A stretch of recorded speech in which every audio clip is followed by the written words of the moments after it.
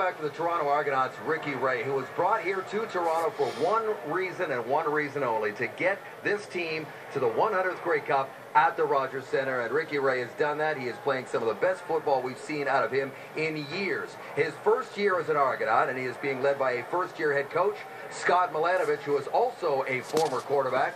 And as Catherine Dolan tells us, Coach Milanovich likes working with Ricky Ray more and more all the time. I think the relationship gets more and more special as the quarterback continues to win games. We're closer this week than we've ever been, I can promise. It was a rare glimpse into the relationship of coach and quarterback. Scott Milanovich and Ricky Ray share numerous well-documented, calming character qualities.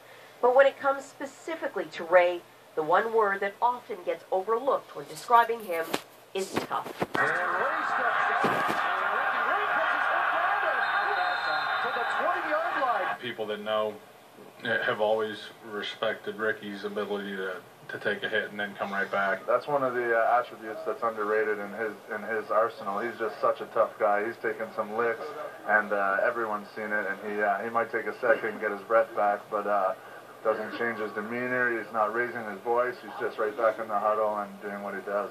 Ray has described himself as slow and unathletic, which is why he plays to his biggest strength, primarily as a pocket passer.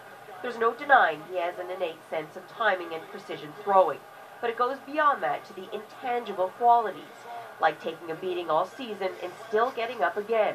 That's also become a part of his game. This year in the CFL on TSN player poll, Buck Pierce was ranked first in the league in the category of toughness, but Ray's teammates heartily disagree.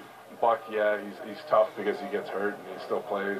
I'm sure he's played through a number of injuries and whatnot, but I think you hear about it all the time. Ricky, you don't hear about it because he doesn't say anything to anybody. He's experiencing any kind of pain. When he hurt his knee, he didn't yell at anybody, he didn't scream. He went down, took a knee, got off the field, didn't yell at anybody, hasn't said a word to anybody, took the treatment, did everything, not a word. So that's tough to me. That's the mark of a champion, the mark of a guy that can lead your team to a Grey Cup. Sometimes I always want to look his pads up, see if he's got an S on his chest, but I don't think that'd be time in a game. The owner of 2 Grey Cup rings, 2005 was the last time Ray hoisted the historic trophy. Ray admits it's been a roller coaster of a ride to get back to the big game, and at the age of 33, there's only so many more seasons that he can land under a pile of players and continue to get up, which makes Sunday's final even more significant. The last 6 years I've wanted to retire after every year.